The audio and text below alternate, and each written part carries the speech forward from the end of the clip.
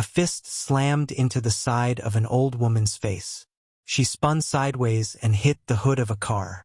Her groceries scattered across the pavement. Cans rolled into the gutter.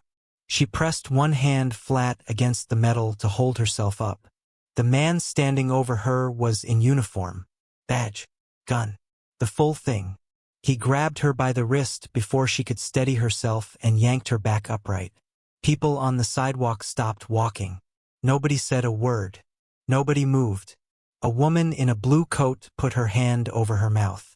The old woman didn't cry, didn't beg. She looked the officer dead in the eye. Then she reached into her coat pocket and pulled out her phone. What happened in the next 24 hours brought an entire police department to its knees. Stay with me on this one. Her name is Margaret Statham. She is 71 years old. She lives alone in a 2-bedroom house in Millhaven, a quiet suburb about 40 minutes outside the city, the kind of neighborhood where people wave from their driveways, where the same faces have been at the same mailboxes for 30 years. Margaret's neighbors know her as the woman who brings soup when someone is sick, who shows up with a casserole after a funeral without being asked, who has a small vegetable garden along the side fence that she tends every morning in a pair of green rubber boots, regardless of weather. She is not a woman who makes trouble. She is also not a woman who flinches. That morning, a Thursday in late October, she had walked to the Millhaven Community Market. She did it every Thursday. Same route, same canvas bags over her arm.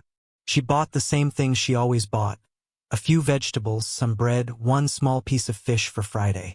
She was walking back to her car in the lot behind the market when Officer Roy Decker pulled up.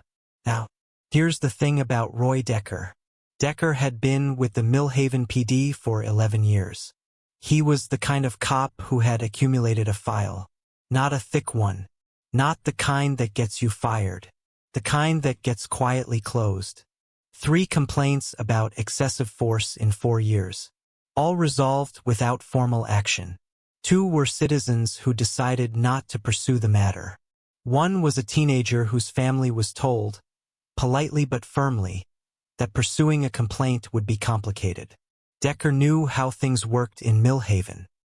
He had been told, explicitly and more than once by Lieutenant Carl Reeves, that the department took care of its own. What Decker heard in those words, what he was meant to hear, was that his record was protected, that he had room, that as long as things stayed manageable, the administration had his back. He had been operating under that understanding for a long time. That Thursday morning, he pulled up to the market lot on a call about a verbal dispute. 2 teenagers arguing near the entrance. By the time he arrived, they were already gone. He was about to leave when he saw Margaret walking to her car. She was parked near the back, in a spot that had been marked off for repaving the week before. The orange cone was still sitting there. It wasn't technically a legal spot anymore. Decker pulled up alongside her and rolled down his window. "Ma'am, you can't park there." Margaret looked at the cone. She had parked in this spot every Thursday for as long as she could remember. She hadn't seen any notification. No sign. Just the cone. "I'm sorry," she said. "I didn't see a sign. I'll move it when I said you can't park there." He got out of the car. What followed was not about the parking spot. Anybody watching could tell you that. Decker had decided something the moment he stepped out. Maybe he was having a bad morning. Maybe he had learned over 11 years that nobody in this lot was going to push back. Maybe he just liked the feeling of it. Whatever the reason, he walked at her, not toward her, and the energy was wrong from the start. He told her she was obstructing a work zone. She said she hadn't seen any marking. He told her to lower her voice. She hadn't raised it. He told her to put down her bags and show him her ID. She said, "I don't believe I'm required to do that. I'm not being detained." That's when he grabbed her. He took her by the wrist, hard enough that she dropped one of the canvas bags, and when she pulled back by instinct, he shoved her. One hand, flat against her shoulder. She went sideways, hit the car hood, and the groceries went everywhere. He stood over her and told her that if she didn't cooperate, he would write her up for obstruction and resisting. He told her she was lucky that's all she was getting. He was loud enough that 3 or 4 people in the lot turned and watched. He didn't care. He was used to nobody doing anything. He was right that day about the bystanders. Nobody stepped in. But Margaret Statham did not look scared. She steadied herself against the car, looked at him for a long moment, and then reached into her coat pocket and pulled out her phone. Decker actually smiled at that. "Oh, you're calling someone? Go ahead. Call whoever you want." She dialed. It rang twice. A voice answered. She said, "It's Mum. I need you to come." She said it calm. The same voice she used when she was telling you the soup was ready. Decker heard the word Mum, shook his head, and walked back to his cruiser. He had paperwork to file. He had already forgotten about her by the time he pulled out of the lot. He would spend the rest of his life wishing he hadn't done that. Jason Statham landed at the regional airport just after 6 that evening. He hadn't come from far. He had been at a property he owns outside Bristol, taking a few weeks of quiet after a long stretch of work. His mother's call reached him at 10 in the morning, her time. He was on a flight by noon. He didn't call Decker. He didn't call the police department. He didn't post anything. He didn't talk to anyone except his mother, who told him everything in the steady, factual way she told him things.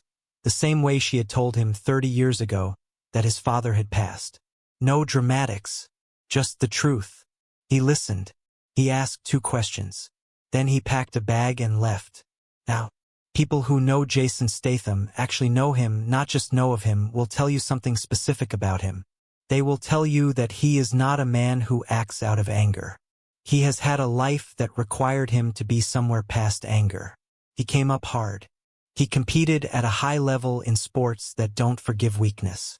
He spent years working in environments where reading people quickly was not a professional skill.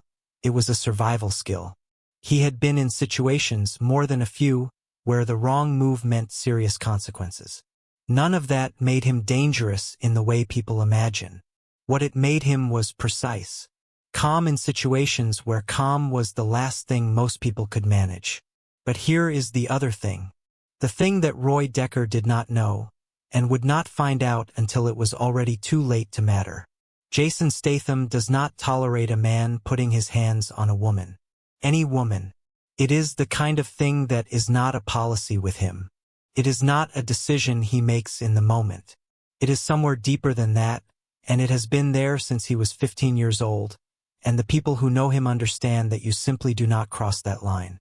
His mother had been pushed by a man in a uniform, in a parking lot, in front of people who did nothing. He landed at 6. He was at Margaret's house by 7:15. He sat with her in the kitchen, looked at the bruising on her wrist, and listened to the whole story again. Then he told her he was going to handle it. She looked at him and said, "Carefully." He said, "Yes." He meant it. He just had a different definition of careful than most people.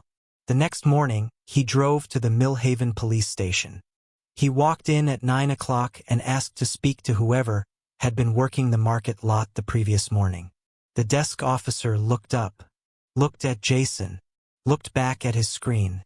"And you are her son," Jason said. There was a pause. He was directed to a waiting area. He waited for 20 minutes. Then Roy Decker appeared. Decker was a big man. Not as big as he thought he was, but big.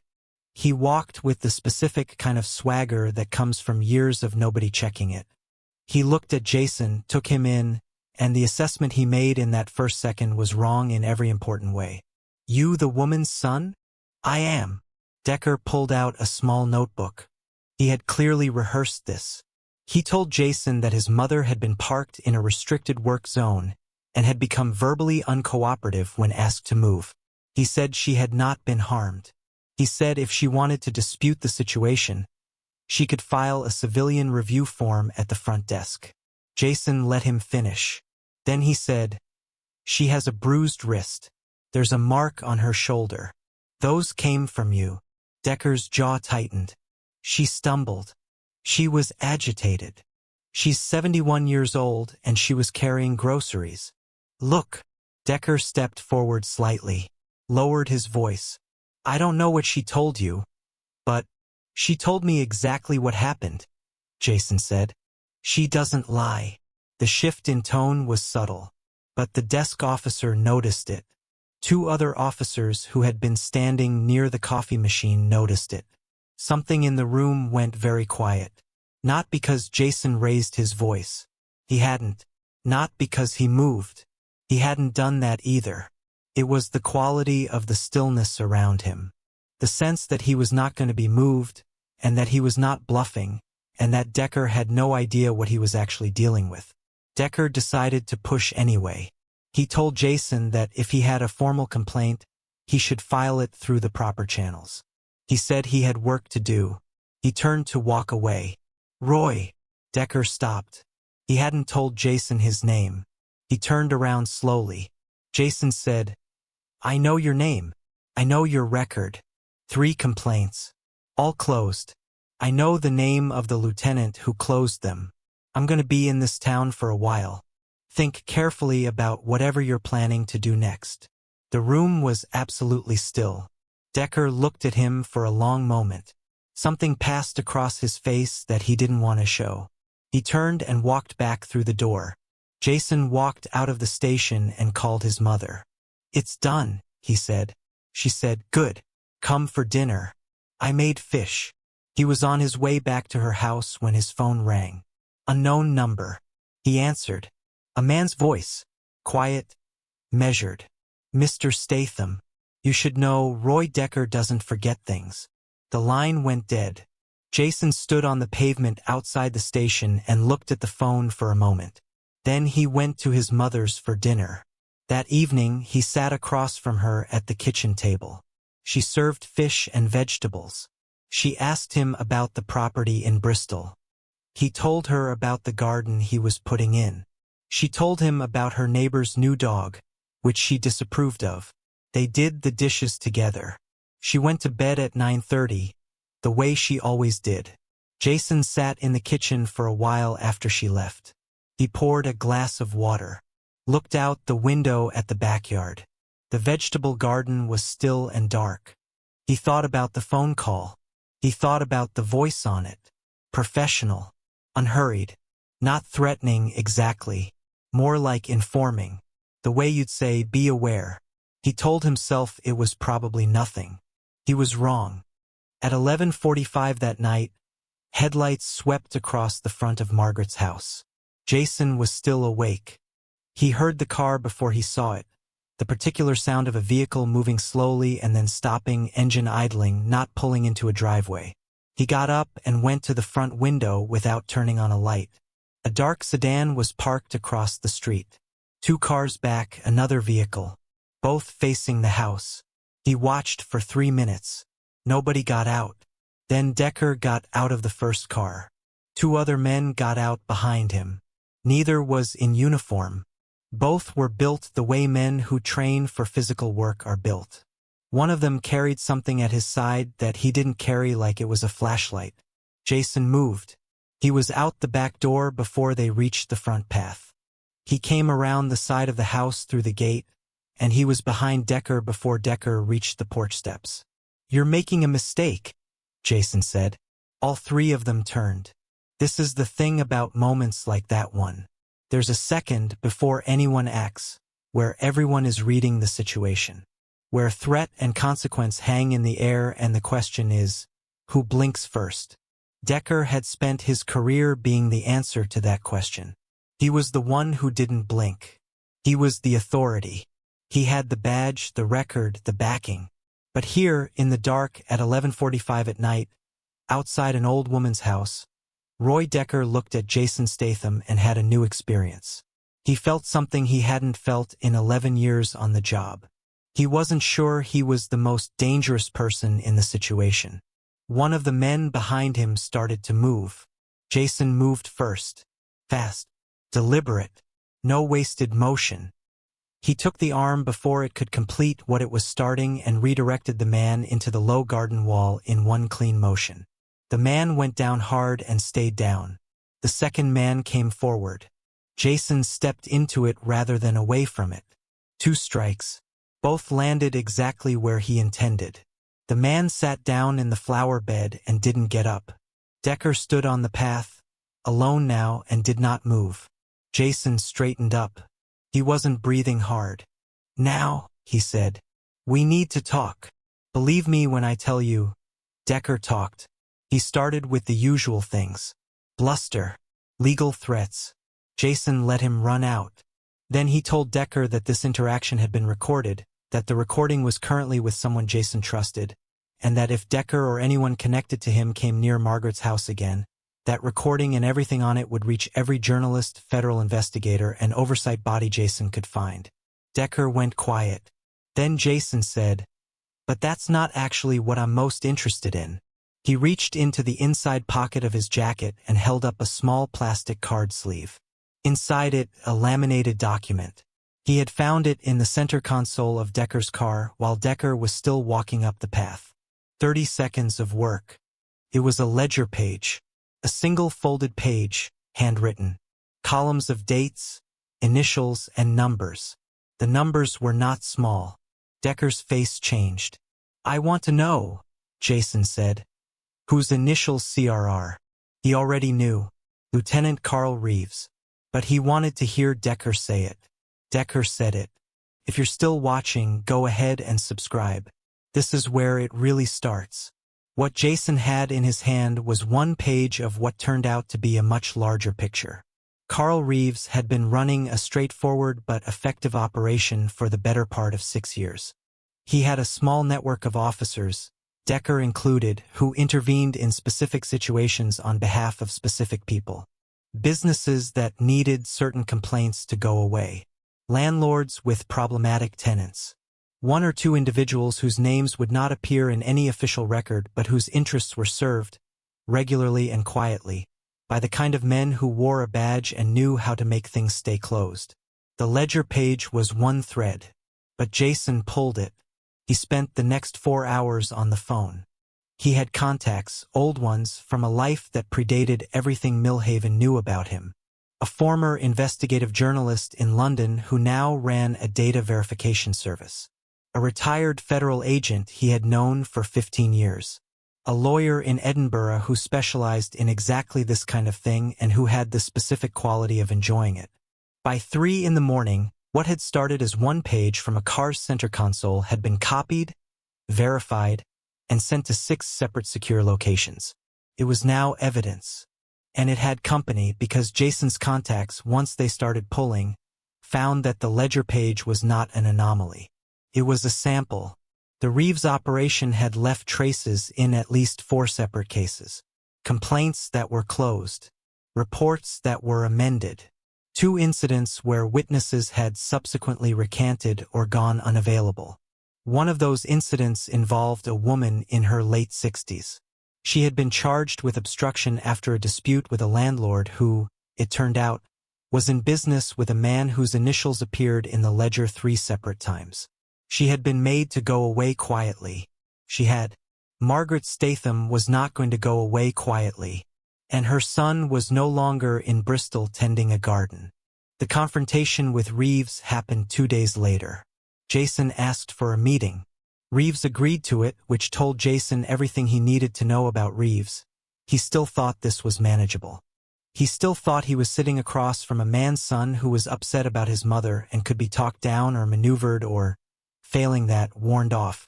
They met in Reeves's office at the station.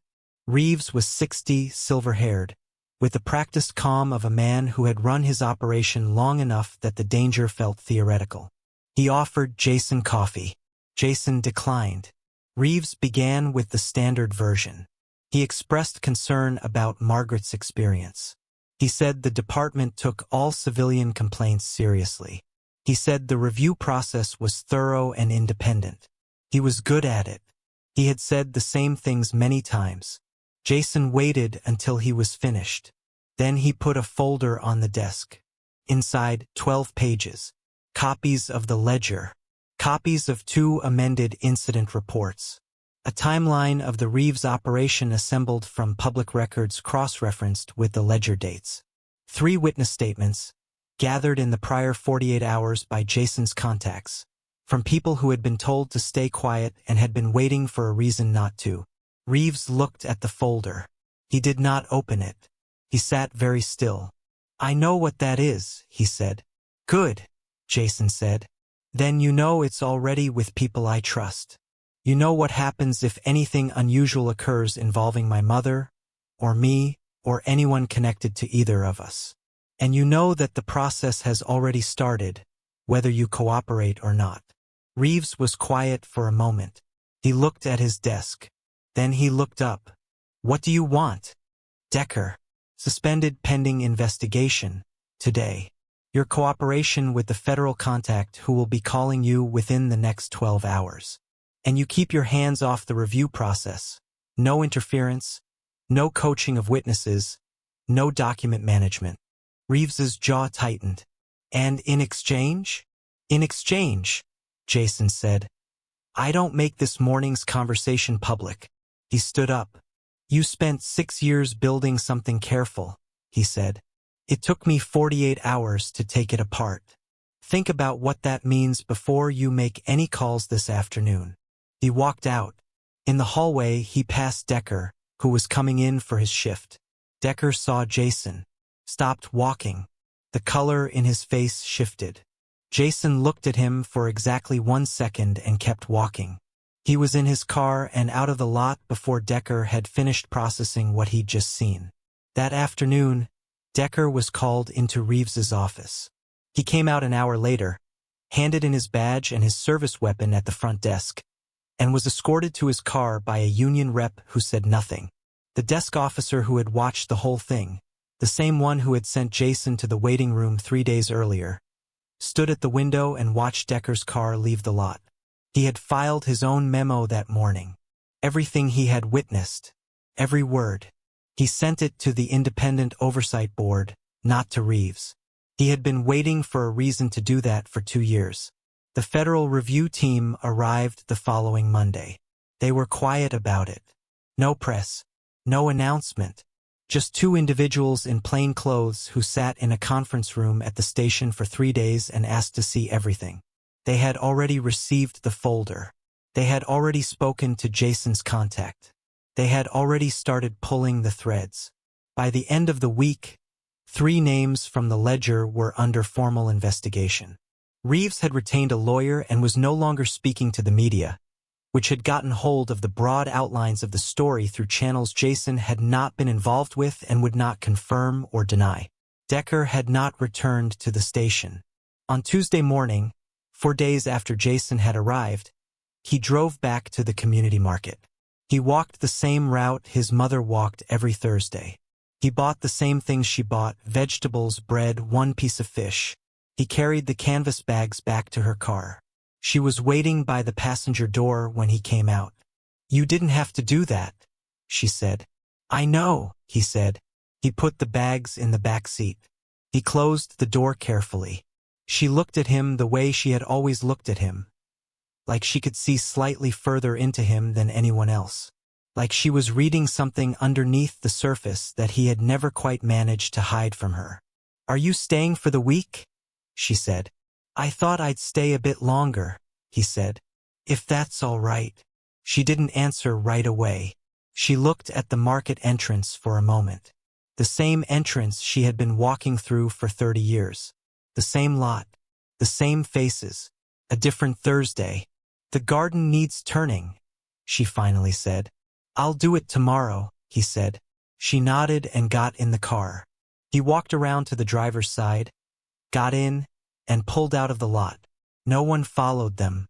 No cars sat idling across the street that night. No calls came from unknown numbers.